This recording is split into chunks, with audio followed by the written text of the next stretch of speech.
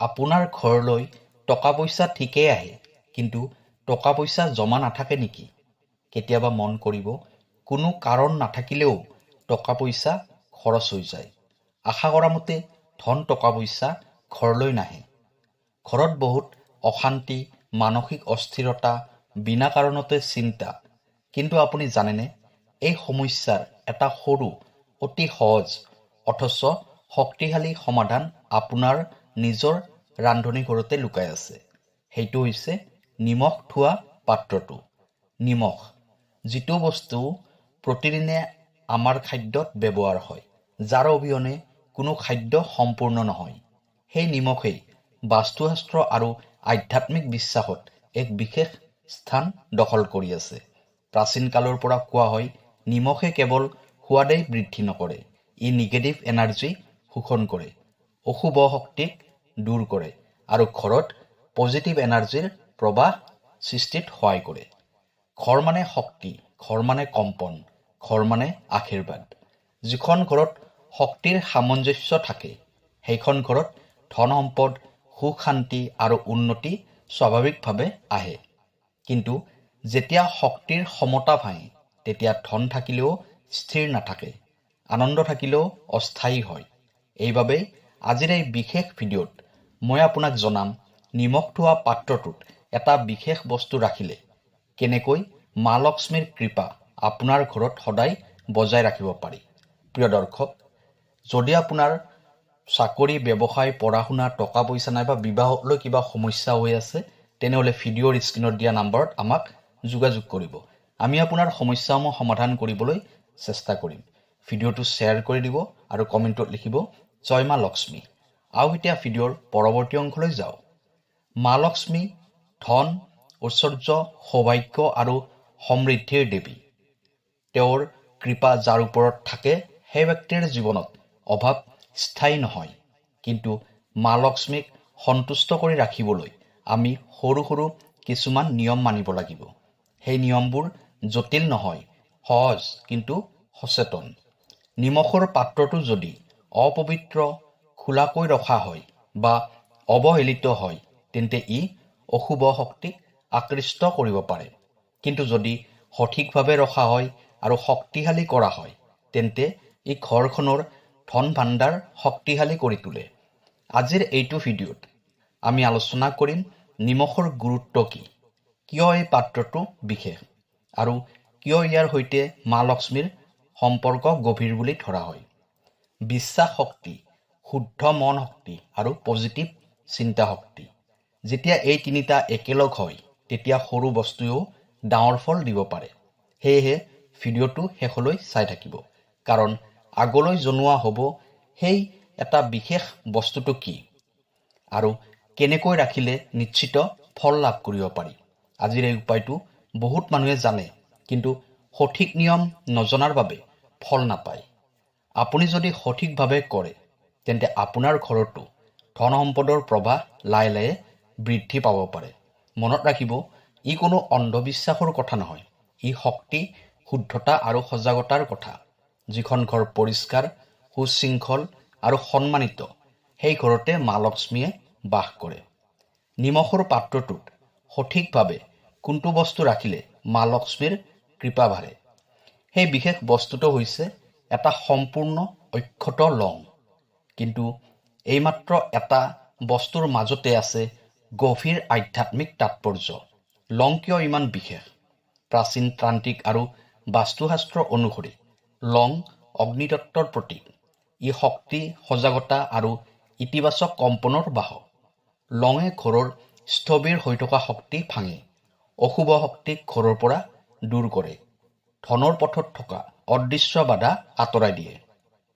মা লক্ষ্মীক অগ্নিতত্ত্ব প্ৰিয় বুলি ধৰা হয়। সেইবাবে লং, যি অগ্নিতত্ত্বৰ বাহক, মা লক্ষ্মীৰ শক্তিৰ সৈতে মিলি যায়। যেতিয়া আপুনি লংটো নিমখৰ মাজত ৰাখে, তেতিয়া দুয়োটা শক্তিৰ মিলন ঘটে। নিমখৰ আছে শুদ্ধতা আৰু শোষণ শক্তি, লঙৰ আছে সজীৱতা আৰু অগ্নি শক্তি। এই মিলনে সৃষ্টি কৰে এক পজিটিভ এনাৰ্জি। কেনেকৈ এই শক্তিয়ে কাম কৰে ভাবক। নিমখে নিগেটিভ এনাৰ্জি শোষণ কৰি ৰাখে, কিন্তু যদি সেই শক্তি সঠিকভাৱে ৰূপান্তৰ নহয় তেন্তে ই স্থবিৰ হৈ থাকে। লঙে সেই শোষিত নিগেটিভ এনাৰ্জিক ভাঙি পজিটিভ কম্পনত ৰূপান্তৰিত কৰে বুলি বিশ্বাস কৰা হয়। এইকাৰণে বহুত পূজা পাৰ্বণত লং ব্যৱহাৰ কৰা হয়। এইটো হৈছে শক্তিৰ সমন্বয়। যিখন ঘৰত শক্তিৰ প্ৰবাহ সঠিকভাৱে থাকে সেইখন ঘৰত টকা পইচা স্থিৰ হৈ থাকে, কাম কাজত সফলতা আহে, মানসিক শান্তি বৃদ্ধি পায়। লংটো কেনেকুৱা হ'ব লাগে? এইখিনিতে বহুত মানুহে ভুল কৰে। ভাঙি যোৱা লং ব্যৱহাৰ কৰিব নালাগে। 2টা বা 3টা লং একেলগে নাৰাখিব। পুৰণি শুকাই যোৱা লং ব্যৱহাৰ নকৰিব। সদায় এটা অক্ষত সম্পূৰ্ণ লং ব্যৱহাৰ কৰিব। পৰিষ্কাৰ হাতেৰে ধৰি ৰাখিব। প্ৰথমতে মনতে মা লক্ষ্মীৰ নাম ল'ব। মনত ৰাখিব, শুদ্ধ মন আৰু বিশ্বাস অবিহনে কোনো উপায় ফলপ্ৰসূ নহয়। বহুত মানুহে ভাবিব পাৰে এটা লং নিমখৰ পাত্ৰটোত ৰাখিলেই টকা আহিব, কিন্তু কথাটো ইমান সহজ নহয়। এইটো এটা সংকল্প। আপুনি যেতিয়া লংটো নিমখৰ পাত্ৰটোত ৰাখিব তেতিয়া আপোনাৰ মনত পজিটিভ এনাৰ্জি সৃষ্টি হয়। সেই পজিটিভ মনোভাৱেই আপোনাৰ কাম কাজ, সিদ্ধান্ত আৰু আচৰণ সলনি কৰে।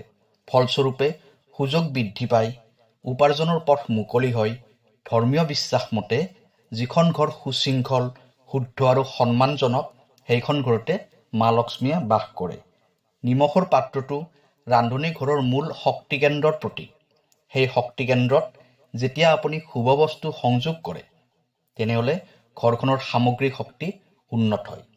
নিমখ আৰু লঙৰ গুপ্ত শক্তিৰ কথা আপুনি জানিলে, কিন্তু এতিয়া জানি লওক সঠিক বিধি। মনত ৰাখিব, উপায় সঠিক হ'লেও যদি নিয়ম ভুল হয় তেনেহ'লে ফল সম্পূৰ্ণ নহ'বও পাৰে। নম্বৰ 1, কেতিয়া এই উপায় কৰিব? এই কাম কৰাৰ বাবে আটাইতকৈ শুভ দিন 2টা। শুক্ৰবাৰ, মা লক্ষ্মীৰ বিশেষ দিন। সোমবাৰ, শুদ্ধতা আৰু শান্তিৰ দিন। বিশেষকৈ শুক্ৰবাৰে সন্ধিয়া সূৰ্যাস্তৰ আগতে কৰিলে অধিক ফলপ্ৰসূ বুলি ধৰা হয়। অমাৱস্যা বা পূৰ্ণিমাৰ দিনাও কৰিব পাৰে, কিন্তু মন শুদ্ধ আৰু শান্ত হ'ব লাগিব। নম্বৰ 2, কেনেকৈ উপায়টো কৰিব? এইটো কেৱল বস্তু ৰখাৰ কাম নহয়, ই এটা সৰু পূজাৰ সমান। প্ৰথমে স্নান কৰি পৰিষ্কাৰ কাপোৰ পিন্ধিব। ৰান্ধনী ঘৰটো পৰিষ্কাৰ কৰিব। নিমখৰ পাত্ৰটো ধুই শুকুৱাই ল'ব। নতুন নিমখ ভৰাই ল'ব। তাৰপিছত এটা অক্ষত লং হাতত লৈ মনৰ ভিতৰতে ক'ব, মা লক্ষ্মী, মোৰ ঘৰখন শুদ্ধ ৰাখক, ধন সম্পদ স্থিৰ কৰক, অশুভ শক্তি দূৰ কৰক। তাৰপিছত লংটো নিমখৰ মাজত লাহেকৈ থৈ দিব। এতিয়া ক'ত ৰাখিব নিমখৰ পাত্ৰটো? ইয়াতে গুপ্ত শক্তি লুকাই আছে। ৰান্ধনী ঘৰৰ দক্ষিণ পূব কোণ, অগ্নিকোণ আটাইতকৈ শুভ। আলমাৰীৰ ওচৰত নাৰাখিব, মাটিত নাৰাখিব। এখন থাল বা ৰেকত ৰাখিব। লোহাৰ পাত্ৰ ব্যৱহাৰ নকৰিব। কাঁচৰ পাত্ৰ শুভ বুলি ধৰা হয়। পাত্ৰটো সদায় ঢাকি ৰাখিব। নিমখ উন্মুক্ত হৈ থাকিলে শক্তি হ্ৰাস পায় বুলি বিশ্বাস কৰা হয়। নম্বৰ 4, কেতিয়া লংটো সলাই দিব? এইটো বহুতে নাজানে। 7 দিনৰ পিছত লংটো সলাই দিব। পুৰণি লংটো গছৰ তলত পেলাই দিব অথবা পানীত উটুৱাই দিব। ডাষ্টবিনত পেলাই নিদিব, কাৰণ ইতিমধ্যেই নিগেটিভ এনাৰ্জি শোষণ কৰিছে বুলি ধৰা হয়। তাৰপিছত আকৌ নতুন ৰং ৰাখিব। এই প্ৰক্ৰিয়া নিয়মিত কৰিলে শক্তি স্থিৰ থাকে। নম্বৰ 5, কোনবোৰ ভুল কৰিব নালাগে? নিমখৰ পাত্ৰটো কেতিয়াও খালী হ'ব নিদিব। ভাঙি যোৱা লং ব্যৱহাৰ নকৰিব। খং বা দুখৰ অৱস্থাত এই উপায়টো নকৰিব। উপায়টো কৰি তৎক্ষণাত ফল আশা নকৰিব। মনত ৰাখিব, ই শক্তিৰ সমতা। সময় লাগে, কিন্তু ফল স্থায়ী হয়। যেতিয়া আপুনি সঠিকভাৱে এই উপায়টো কৰে তেতিয়া আপোনাৰ মন পজিটিভ হয়। সেই পজিটিভ মনোভাৱেই সঠিক সিদ্ধান্ত লোৱাৰ ক্ষেত্ৰত সহায় কৰে। অযথা খৰচ কমায়, সুযোগ চিনাক্ত কৰিব পৰা শিকাই দিয়ে। ফলত ধন সম্পদ স্থিৰ হয়।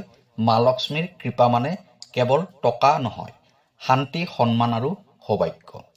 আপুনি নিয়মমতে নিমখৰ পাত্ৰটোত লং ৰাখিলে ইয়াৰ পিছত কি হ'ব? কেনেকুৱা পৰিৱৰ্তন দেখিবলৈ পোৱা যাব? মনত ৰাখিব, মা লক্ষ্মীৰ কৃপা সদায় নীৰৱভাৱে আহে। হঠাতে ধনৰ বৰষুণ নহয়, বৰঞ্চ সৰু সৰু পৰিৱৰ্তনৰ মাজেৰে আশীৰ্বাদ প্ৰকাশ পায়। নম্বৰ 1, অদৰকাৰীভাৱে টকা পইচাৰ খৰচ কমিবলৈ আৰম্ভ কৰে। প্ৰথম পৰিৱৰ্তন সাধাৰণতে এইটো হয়। যিবোৰ খৰচ আগতে নিয়ন্ত্ৰণ কৰিব নোৱাৰিছিল, সেইবোৰ লাহে লাহে কমিবলৈ আৰম্ভ কৰে। অযথা বজাৰ কৰা অভ্যাস কমিবলৈ ধৰে। অপ্ৰয়োজনীয় বস্তু ক্ৰয় কৰা কমিবলৈ ধৰে। টকা জমা কৰিবলৈ মন যাব। এইটো হৈছে শক্তিৰ ক্ষমতা পুনৰ স্থাপন হোৱাৰ লক্ষণ। নম্বৰ 2, ঘৰত শান্তি বৃদ্ধি পাব। লক্ষ্মী কৃপাৰ আটাইতকৈ ডাঙৰ চিন হৈছে শান্তি।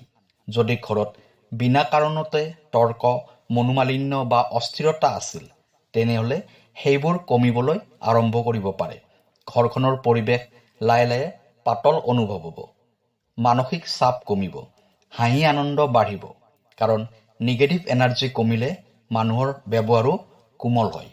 নম্বৰ 3, নতুন সুযোগ আহিবলৈ আৰম্ভ কৰিব।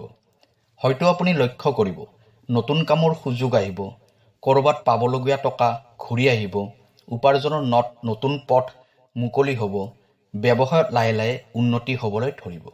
এইবোৰ হঠাতে নহ'ব পাৰে, কিন্তু লাহে লাহে পজিটিভ দিশলৈ আগবঢ়া আৰম্ভ হ'ব। নম্বৰ 4, মনৰ ভিতৰত পজিটিভিটি বৃদ্ধি পাব। এই উপায় কৰাৰ পিছত আপোনাৰ মনোভাৱ সলনি হ'ব পাৰে। আত্মবিশ্বাস বৃদ্ধি হ'ব, ভয় কমিব, সিদ্ধান্ত ল'বলৈ সাহস বাঢ়িব। মনত ৰাখিব, ধন সম্পদ প্ৰথমে মনত সৃষ্টি হয়, তাৰ পিছত বাস্তৱত। যেতিয়া মন পজিটিভ হয়, তেতিয়া কাম কাজবোৰত উন্নতি হয়। কেতিয়াবা হঠাতে শুভ সংবাদ আহে, কেতিয়াবা বহুদিন ধৰি ৰৈ থকা কাম সম্পূৰ্ণ হয়। এইবোৰক লক্ষ্মী কৃপাৰ সূক্ষ্ম সংকেত বুলি ধৰা হয়। কিন্তু এটা গুৰুত্বপূৰ্ণ কথা, উপায় কৰি বহি থাকিলে নহ'ব। পৰিশ্ৰম কৰিব লাগিব, সৎপথ অনুসৰণ কৰিব লাগিব, অপচয় এৰিব লাগিব। মা লক্ষ্মী স্থায়ীভাৱে সেইখন ঘৰত থাকে য'ত পৰিশ্ৰম, সততা আৰু শৃংখলা থাকে। নিমখ আৰু লঙৰ এই সৰু উপায়টো আপোনাৰ জীৱনত এক পজিটিভ আৰম্ভণি হ'ব পাৰে। এতিয়া আপোনাক জনাম, কোনবোৰ বিশেষ নিয়ম মানিলে মা লক্ষ্মীৰ কৃপা স্থায়ীভাৱে বজাই ৰাখিব পাৰি আৰু কোনবোৰ ভুলে আশীৰ্বাদ বন্ধ কৰিব পাৰে। নিমখৰ পাত্ৰটোত লং ৰাখিলেই সকলো সম্পূৰ্ণ নহয়। সঁচাকৈয়ে যদি আপুনি মা লক্ষ্মীৰ কৃপা স্থায়ীভাৱে পাব বিচাৰে, তেনেহ'লে কিছুমান গুপ্ত নিয়ম মানিবই লাগিব। কাৰণ মা লক্ষ্মী স্থিৰভাৱে থাকিবলৈ শুদ্ধতা, শৃংখলা আৰু সন্মান বিচাৰে। নম্বৰ 1, ৰান্ধনী ঘৰ সদায় পৰিষ্কাৰ কৰি ৰাখিব। কাৰণ ৰান্ধনী ঘৰ আৰু ধনৰ ঠাইখিনি মা লক্ষ্মীৰ বাসস্থান হয়। যদি ৰান্ধনী ঘৰ পৰিষ্কাৰ নহয়, নিমখখিনি পৰিষ্কাৰ নহয় বা পাত্ৰটো অপবিত্ৰ হয়, তেনেহ'লে পজিটিভ এনাৰ্জি হ্ৰাস পায়। প্ৰতিদিনে ৰান্ধনী ঘৰ পৰিষ্কাৰ কৰিব। নিমখ মাটিত পৰিলে সন্মানেৰে উঠাই ল'ব। পাত্ৰটো ঢাকি ৰাখিব। মনত ৰাখিব, শুদ্ধতা মানে শক্তি। নম্বৰ 2, নিমখ কেতিয়াও ঘৰত শেষ হ'বলৈ নিদিব। এইটো এটা গুপ্ত বাস্তু নিয়ম। নিমখৰ পাত্ৰটো খালী হোৱা মানে ঘৰত অভাৱৰ সংকেত। যদি নিমখ শেষ হ'বলৈ ওলাইছে, তেনেহ'লে পাত্ৰটোত আগতেই নতুন নিমখ ভৰাই ল'ব। ই শক্তিৰ ধাৰাবাহিকতা বজাই ৰাখে। নম্বৰ 3, সন্মানৰ সৈতে ব্যৱহাৰ কৰিব।